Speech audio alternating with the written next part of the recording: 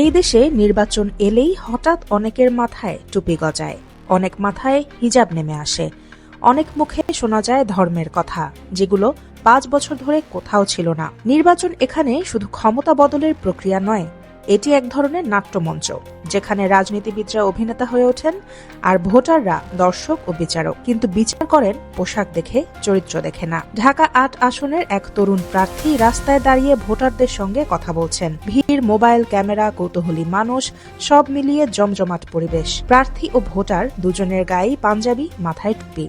কথা হচ্ছিল এলাকার এক প্রভাবশালী নেতার লোকজনের দুর্নীতি নিয়ে। হঠাৎ এক ভোটার ঠান্ডা গলায় কিন্তু তীক্ষ্ণ শ্লেষে বলে বসেন, এই যে আপনি নির্বাচনের কারণে টুপি পরছেন, এতদিন কিন্তু আপনার মাথায় টুপি ছিল না। প্রার্থী থমকে যান, একটু সামলে বলেন, আমি মাদ্রাসায় পড়েছি।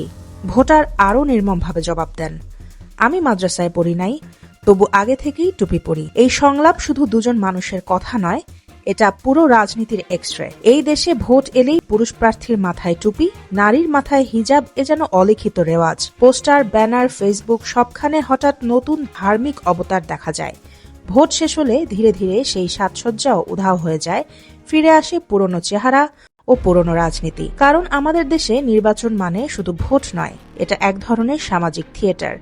এখানে রাজনীতিবিদরা আর শুধু প্রতিনিধি নন, তারা হয়ে ওঠেন অভিনেতা। ঠিক যেমন নাটকে চরিত্রের জন্য কস্টিউম বদলাতে হয়, তেমনি ভোটের জন্য বদলায় পোশাক ও ভাষা। ভোটের আগে ধর্মীয় পোশাক ও ধর্মীয় ভাষা অনেক সময় বিশ্বাসের প্রকাশ নয়, এটা হয় ভোট ধরার কৌশল। বার্তাটা খুব সহজ, আমি তোমাদেরই লোক, আমি নৈতিক, আমাকে বিশ্বাস করো। টুপি, দাড়ি, হিজাব, তসবিহ সব হয়ে ওঠে রাজনৈতিক সংকেত। সাধারণ মানুষ জটিল রাষ্ট্রনীতি বা অর্থনীতি বিশ্লেষণ করেন না, তারা সহজ প্রশ্ন করেন, লোকটা কি আমার মতো, বা লোকটা কি আমার ধর্মের? এই মানসিক শর্টকাটকে রাজনৈতিক মনোবিজ্ঞানের ভাষায় বলা হয় কগনিটিভ শর্টকাট।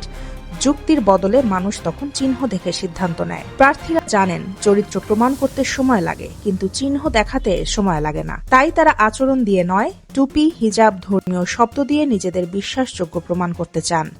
এতে আবেগে কাজ হয় দ্রুত, কিন্তু তৈরি হয় বিভ্রম। ভোটার অনেক সময় বুঝে যান এই টুপি বিশ্বাস থেকে নয়, সুযোগ থেকে। তখনই বেরিয়ে আসে সেই তীক্ষ্ণ প্রশ্ন, নির্বাচনের সময় আপনার মাথায় টুপি আসে কেন? আমি মাদ্রাসায় পড়েছি, এই জবাব আসলে আত্মপরিচয় নয়, এটা আত্মরক্ষার চেষ্টা। ভোটারের জবাব, আমি মাদ্রাসায় পড়িনি, তবু আগের থেকেই টুপি পরি, এটা শুধু কথা নয়, এটা এক ধরনের নৈতিক ঘোষণা। তিনি বোঝান অভ্যাস আর অভিনয় এক জিনিস নয়, বিশ্বাস আর সুযোগ সন্ধানী সাজ এক জিনিস নয়। আমরা দেখেছি কেউ কেউ বলেন, আমার মার্কায় ভোট দিলে জান্নাত নিশ্চিত।